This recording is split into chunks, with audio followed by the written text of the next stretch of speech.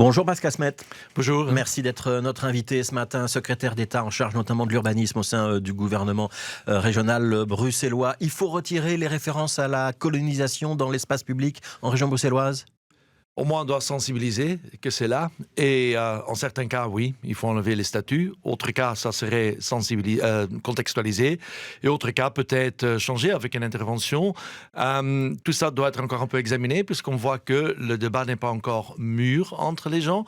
Et c'est la raison pour laquelle on a décidé un plan d'action maintenant, après la commission des experts, pas pour enterrer ou en commissionner, parce que ça, c'est pas le but. Le but est vraiment clairement arriver à quelque chose qui est porté et qu'on peut prendre des décisions. C'est pas seulement question de statut, il y a aussi des noms des rues.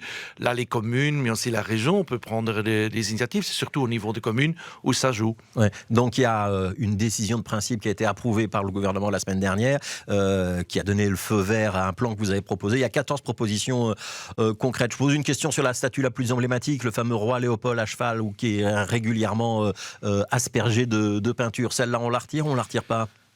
Aucune décision est prise. Il faut, avec l'État fédéral, qui est d'ailleurs propriétaire de la statue autour du table, et un débat avec les académiciens, avec la société civile, aussi diaspora, pour voir est-ce que ça reste, est-ce que ça doit contextualiser, est-ce que ça doit être enlevé. Toutes les options-là sont donc le débat va se ouvertes. poursuivre. Ouais. Oui, le débat doit se poursuivre, puisque le débat n'est pas mûr pour le moment. Il y a 14 propositions dans le plan que vous avez fait passer au gouvernement. Il y a notamment la nomination d'un coordinateur des colonisations. Il y aurait la création d'un mémorial pour les victimes de la colonisation. Il y aurait des journées officielles de commémoration. Et il y a même la création d'un dépôt pour les statues. Donc un endroit où on stockerait les statues qu'on retire éventuellement de l'espace public. C'est une feuille de route, Pascal Smet. Quand est-ce qu'on applique la feuille de route ? On a dit que le plan d'action, c'est pour une période de 2 ans. Et justement, pour éviter que ça tombe à l'eau à un certain moment, on a prévu l'engagement d'un coordinateur, mais aussi un comité d'accompagnement avec des mondes académiques, mais aussi le monde de diaspora, société civile, pour justement éviter que ça tombe à l'eau. Mais je donne un exemple. Il y a pour le moment toute une exercice en cours sur le cinquantenaire de 2030. Dans ce cadre-là, il y a plein de gens qui disent oui, il faut faire le cimetière des statuts là-bas. Ça, c'est un exercice à prendre, mais on va faire très prochainement, on lance l'étude de faisabilité là-dessus, aussi sur le mémorial, aussi pour la création de centre de documentation. On a prévu 200 000 euros pour ça. Calvin Suarez, député écolo, dans la presse, dit ce matin 200 000 ou 230 000 euros, même précisément, c'est vraiment trop peu. Mais je ne sais pas s'il avait écouté hier quand j'ai présenté le plan, j'ai clairement dit c'est un début. J'ai dit aussi il y a plein d'actions qui peuvent être prises sur les budgets normaux. Il ne faut pas toujours de l'argent, vous savez. Changer un nom. Ça... Mais créer un centre de documentation, on a prévu, ça coûte de l'argent. Oui, rémunérer un coordinateur aussi. Oui, mais le coordinateur, l'argent est prévu. Pour le 200 000 euros pour l'étude de faisabilité est prévu. Et à côté de ça, on prévoit 230 000. On a presque un demi-million déjà pour réaliser le plan. Et à côté là, il y a tous les budgets réguliers des communes. Je donne un exemple. Quand la commune d'Ixelles a enlevé le statut de Storm, c'est ces services communaux qui font ça. Il ne faut pas donner un argent pour faire ça. Ça, c'est travail. Donc la région accompagne plus qu'être au cœur de l'action. On va accompagner, on va intervenir quand c'est nécessaire. Est-ce qu'il y aura réellement des choses concrètes ? Est-ce qu'on aura vraiment une journée de commémoration ? Est-ce qu'on aura vraiment des plaques retirées ou des statues retirées avant les élections 2024, Pascal Smet ? Je pense, oui. Sur la journée, c'est question de date plutôt. Le principe est approuvé, mais il y a des questions. Est-ce qu'on doit faire le 30 juillet ? Est-ce qu'on doit faire un autre jour ? Ça, c'est tranché. Mais donc il y aura une journée de commémoration en région bruxelloise ? Oui. Ouais. Alors, je voudrais revenir un instant sur la commission Uber Files, parce que vous avez été au cœur de la tornade et de la tourmente à un moment. Finalement, il n'y a pas d'irrégularité ou d'indélicatesse commise. C'est la conclusion à laquelle arrivent les membres de cette commission. C'est un ouf de soulagement pour vous ? Soulagé, je ne sais pas si c'est le bon mot. Pour moi, ça reste une blessure, puisque moi, je suis entré en politique avec une intégrité. Je trouve que c'est très important. J'ai fait un choix pour la politique, pour la cause publique, et l'intégrité était toujours très important pour moi. Et à un moment, on écrit comme ça, d'une certaine manière, il y a une décontextualisation. J'ai toujours été en transparence, et bouf, c'est là. Mais ce qu'on vous a reproché, c'était d'être très proche d'un lobbyiste d'Uber. J'étais pas du tout très proche. Je les connais, connaissance plutôt de la rue, et il y a toute une histoire qui te créée autour de ça, sur base des SMS qui étaient là. mais qui était plutôt de plaisanterie. Et oui, ça arrive. Moi, je suis assez américain dans la communication. Vous savez, je parle, je dis rapidement le prénom de gens. Je parle, je le connaissais un peu. D'ailleurs, c'est Freddy Tielemans qui m'a fait en contact avec lui. On n'est jamais une relation friendly, comme on dit ça. Je ne venais pas chez lui. Pas chez moi non plus, c'était plutôt casual, hein, comme on dit dans la rue. Et voilà, et on a tout fait une histoire de ça. Et ce que moi je trouve grave, ce moment-là, grave, c'est que ça a duré très longtemps que j'ai pu me défendre. Vous estimez que vous avez été sali? Comment? Vous estimez que vous avez été sali? Non, puisque heureusement, beaucoup de Bruxellois savaient que c'était bullshit. Et on a vu ça aussi, mais ça fait quand même mal, tu sais, mal, profondément mal. Et...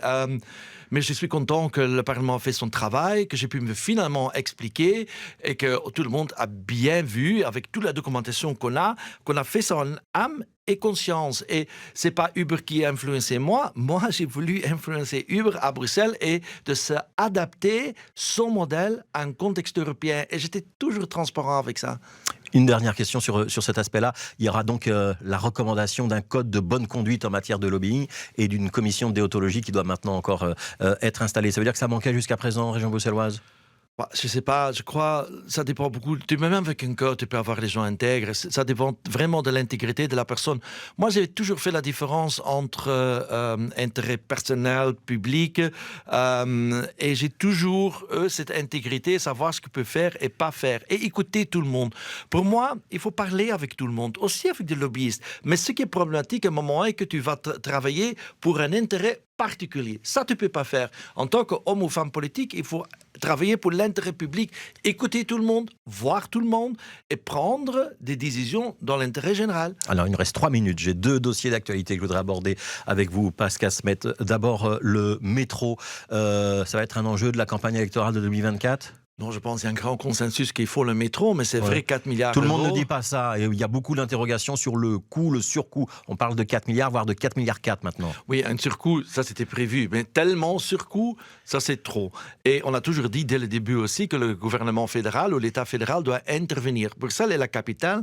Dans plein autres pays européens, l'État fédéral intervient. Il met déjà 500 millions et il y a beaucoup de gens au fédéral qui pensent que c'est assez. Mais c'est pas assez.